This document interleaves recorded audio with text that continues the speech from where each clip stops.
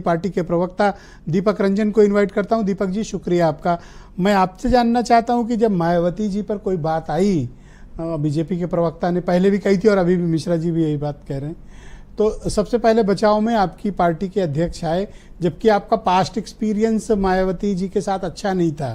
तो ये मैं मानूं कि इस जेस्चर के पीछे आपका कोई बड़ी राजनीतिक सोच रही है, या आप चाहते हैं कि बीएसपी के साथ कोई तालमेल बैठ जाए पार्टी का? देखिए विजय जी, सबसे पहले तो मैं आदरणीय मायावती जी को जो है पुनः राष्ट्रीय अध्यक्ष बनने की मैं बधाई देता हूं।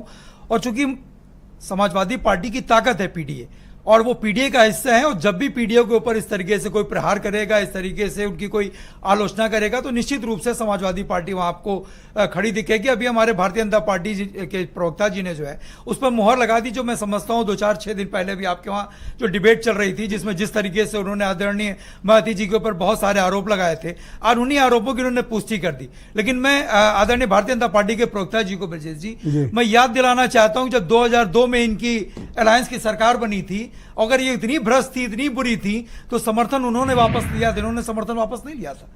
समर्थन 2003 में आदरणीय मायावती जी ने समर्थन वापस लिया था। आज जिस तरीके से आरोप लगाने का काम कर रहे हैं, तो मैं समझता हूं कि बहुजन समाज पार्टी के लोग और आदरणीय मायावती जी, ये तो बीएसपी और बीजेपी के बीच की बात है ना, आप तो खामखा बीच में आ गए। नहीं, वो आपसे क्या मतलब? मैं कौन खामखा? वो पीडीए का हिस्सा है, वो हमारी पीडीए का हिस्सा है। क्या पीडीए में नहीं आती? हिस्सा थोड़ी है। नहीं, जहां पे देख, मैंने कहा ना कि जहां पर पीडीओ की आलोचना होगी, उनके ऊपर प्रहार होगा। अभी आपने कहा ना कि उनके ऊपर भ्रष्टाचार के अभी तक कोई आरोप सिद्ध नहीं हुए, कोई साबित नहीं हुए।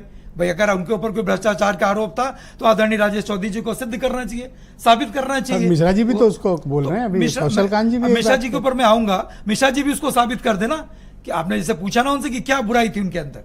अगर उनके अंदर बुराई थी तो उन्होंने उनका समर्थन लेकर के सरकार क्यों बनाई? और अगर सरकार चली रही थी, आप क्यों इतने कंसर्न हो मायावती की? ये बीजेपी बीएसपी के बीच की बात है ना, आप इसमें लिए अपने लिए संभावना क्यों तलाश रहे हैं? नहीं, बात देखिए, पार्टी तो आप अपनी राजनीति तलाश रहे हो। ना कोई देखिए, हम लोग राजनीति कहीं नहीं तलाशते हैं। और मैं तो आगाह करना चाहता हूं आदरणीय मायावती जी को, उनकी बहुजन समाज पार्टी को, कि किस तरीके से भारतीय जनता पार्टी के लोग दलितों का, बहुजन समाज के लोगों का और आदरणीय मायावती जी का अपमान करने का काम करते हैं। हमारे दरवाजे देखिए 2024। आप भूल गए कि मायावती ने क्या क्या नहीं कहा अखिलेश यादव को और आपकी पार्टी को?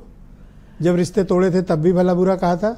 नहीं देखिए, आज आप उनके लिए लड़ाई लड़ने के लिए आगे आए हो बीजेपी से। देखिए, जब कोई ऐसा लगता है कि इस मसले की आड़ में आप अपने रिश्ते मजबूत करना चाहते हैं। नहीं देखिए विजय जी, रिश्ते हमारे कभी खराब नहीं थे। जी वेट करिएगा, नोट कर लीजिए, टाइम दूंगा। 2024 के लोकसभा चुनाव से पहले भी हमारे दरवाजे जो है, आप सिर्फ अपनी राजनीतिक हितों को साधने के लिए इस तरह का पॉलिटिकल जेस्चर दे रहे हैं, ऐसे आरोप। हम पीडीए की हित को, अगर पीडीए का हित कहीं से अहित कोई करेगा, तो निश्चित रूप से हम उसके साथ खड़े दिखेंगे। बीजेपी कौन सा दलितों के हितों को खत्म किए दे रही है?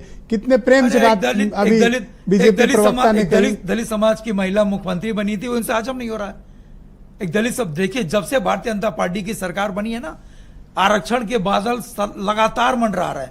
और वो हम लोग नहीं कह रहे हैं, इनके खुद के लोग कह रहे हैं। अभी आपने देखा होगा माननीय हाईकोर्ट ने, न्यायालय ने किस तरीके से इनको जो है बीजेपी बीएसपी पे आरोप लगा रही है ना, आप क्यों अकड़ रहे हो? मैं ये नहीं समझ। अरे हम भी तो, आपसे क्या मतलब है विजय जी? हम भी तो इसी हिंदुस्तान का हिस्सा हैं, हम भी तो अपनी आंखों से देख रहे हैं। जब आपके लीडर पे, आपकी पार्टी पे है, तब बोलो। आप मायावती के लिए लड़ाई लड़ रहे हो, मैंने कहा तो एक सवाल तो मीडियम बनेगा कि भाई आप क्यों?